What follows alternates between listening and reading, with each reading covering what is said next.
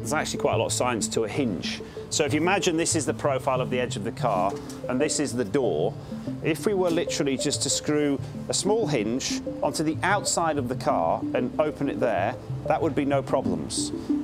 But the issue is there's absolutely no strength to that.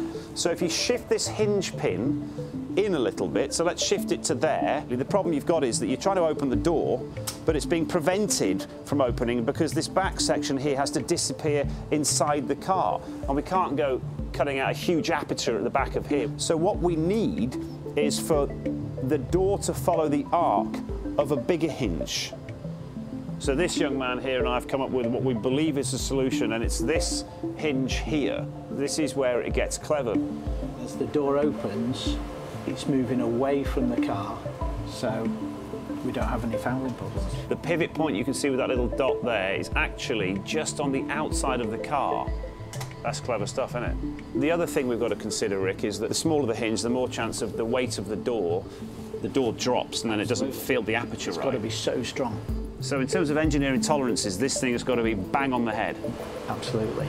Well, that's the theory, but will it work in practice? One miscalculation and that door will be hanging off.